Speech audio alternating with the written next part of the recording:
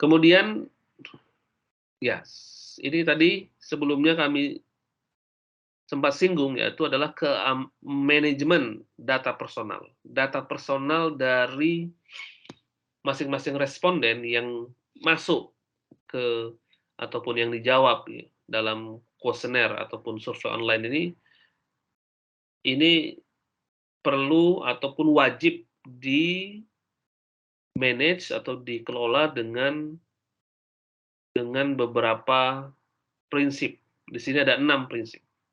Yang pertama adalah kita mulai dari bawah, itu prinsipnya adalah prinsip sesuai dengan kebutuhan atau tujuan akademik. Jadi tujuannya adalah pengembangan ilmu pengetahuan, bukan untuk bisnis misalkan, bukan untuk kepentingan bisnis. Misalkan ada salah satu seorang responden kita, nah katakanlah namanya A, kemudian dia dia menjawab dia membayar atau sering mengeluarkan zakatnya sekian, mungkin 1 juta. Nah, nama A, terus nanti ada nomor kontaknya misalkan, kemudian dia ada sering bayar 1 juta.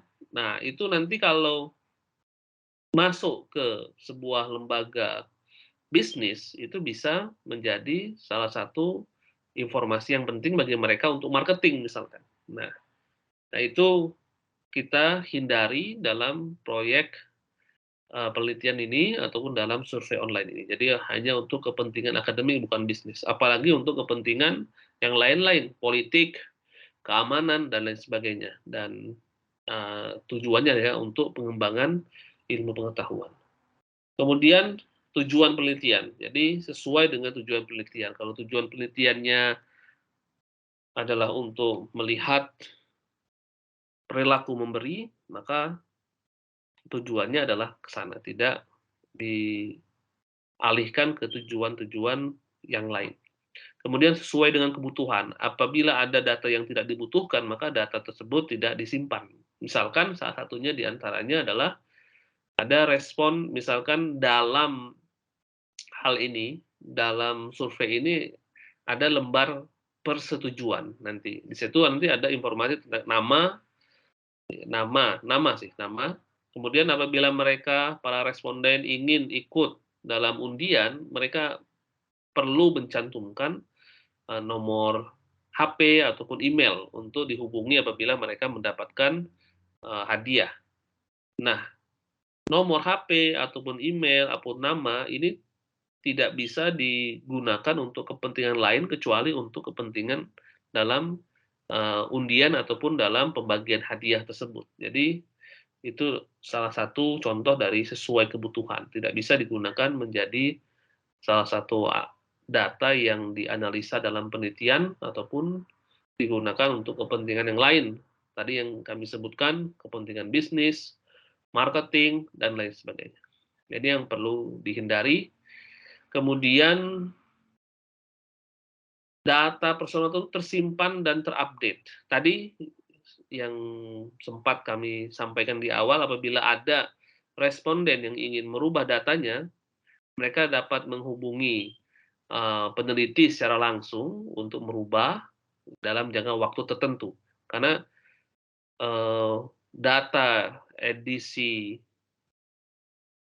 akhirnya tidak akan menyimpan lagi nama dan identitas yang lainnya. Jadi semuanya akan nantinya setelah 30 hari ataupun setelah 2 bulan, itu data yang tersedia hanya data yang sifatnya anonim, tanpa identitas. Jadi akan sulit untuk melacak, tidak mungkin lagi untuk digunakan bisa melacak respon ataupun jawaban dari mereka. Kemudian usia, dan ini juga usia minimal 18 tahun, teman-teman. Syarat awal untuk mengikuti survei ini juga ada nanti di lembar persetujuan, harus lebih dari 18 tahun, maka nanti teman-teman perlu memfilter kira-kira calon respondennya ini harus lebih di atas 18 tahun. Tapi pada intinya memfilternya nanti kita akan ada topik khusus terkait filter calon responden. Kemudian keamanan. Nah, keamanan data ini adalah hal yang paling prioritas juga, karena dia mencakup untuk keamanan semuanya, termasuk peneliti, tim survei, dan juga responden sendiri. Jadi jangan sampai data terkait nama terutama, kemudian nomor HP dan lain sebagainya yang bisa mengidentifikasi seseorang itu dapat bocor ke orang lain. Misalkan mungkin di Indonesia, di negara kita banyak yang sering mendapatkan telepon, apa namanya, telepon, penipuan dan lain sebagainya. Ini kalau di sini namanya scammer, juga ada di sini, eee, juga banyak. Nah, itu dia mempunyai si penipu ataupun scammer ini dia mempunyai data nama, kemudian nomor telepon, sehingga dia bisa nelepon. Nah, ini yang harus betul-betul kita hindari, apalagi kalau nanti teman-teman melakukan penelitian itu nanti ada tanggal lahir, ya, apalagi data-data di perbankan, ya, sini ada teman-teman dari perbankan juga, tanggal lahir, nama ibu, dan lain sebagainya, itu juga sangat top secret ya, sehingga, sama, dalam penelitian pun juga keamanan data itu juga menjadi prioritas utama, apalagi kalau nanti penelitian-penelitian yang lain mungkin memerlukan tanggal lahir, memerlukan yang data-data informasi yang sifatnya lebih personal, nama anggota keluarga dan sebagainya. Nah, itu menjadi sangat sangat rahasia apabila bocor. Nah, kalau di negara kita itu kemungkinan kebocoran itu bisa dari banyak hal.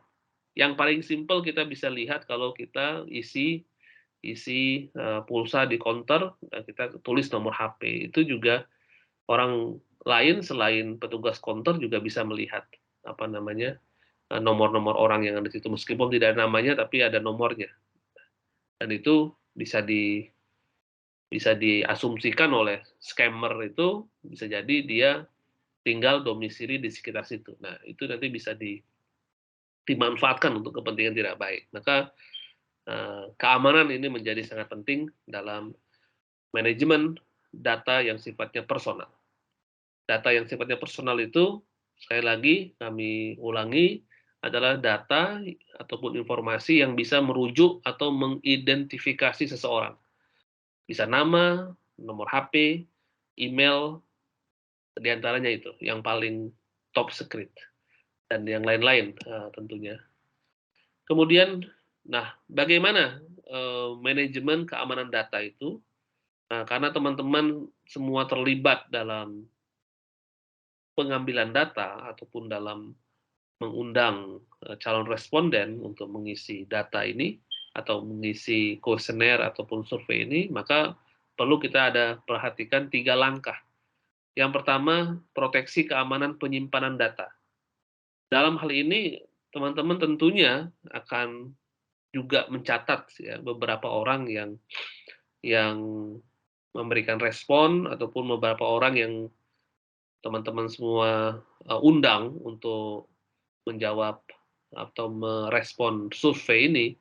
Nah, itu data tersebut yang seperti itu perlu dijaga keamanannya, kalaupun itu ada di HP, tentunya HP kita semua sudah terproteksi dengan password ya, dan keamanan kalau disimpan di komputer juga komputernya juga tersimpan, komputernya juga di-password, kemudian filenya itu juga di-password dan seterusnya. Nah, itu adalah proteksi keamanan dalam penyimpanan data. Kemudian bagaimana lagi untuk menjaga atau memastikan keamanan data itu adalah yang kedua, data personal itu bersifatnya anonim atau tidak digunakan ataupun tidak disimpan. Nah, ini adalah tahapan selanjutnya. Ini tahapan yang dilakukan oleh peneliti. Peneliti nanti kami akan mendelete ataupun tidak menyimpan, data yang mencantumkan nama, data yang nomor HP, adapun email itu tidak kami simpan. Sehingga data pun tersebut akan menjadi aman karena tidak ada yang bisa mengidentifikasi karena sudah anonim semuanya. Kemudian yang ketiga adalah tahapan selanjutnya, itu adalah tahapan setelah penelitian ataupun tahapan setelah analisa, yaitu penyimpanan data. Yang selanjutnya yang akan disimpan setelah penelitian ini adalah sifatnya metadata. Metadata itu adalah hanya angka-angka ataupun kode-kode yang tidak bisa diidentifikasi, baik oleh orang yang melihatnya ataupun oleh orang yang melakukan penelitian ataupun peneliti sendiri sudah tidak bisa mengidentifikasi ini jawabannya jawaban siapa, ini responnya respon siapa, ini tidak bisa dilacak individunya. Mungkin hanya bisa dilacak ini respon dari wilayah Aceh, ini respon dari wilayah Sumatera Barat, ini respon dari wilayah Banten dan seterusnya. Karena itu untuk apa yang namanya analisa, analisa untuk studi studi selanjutnya.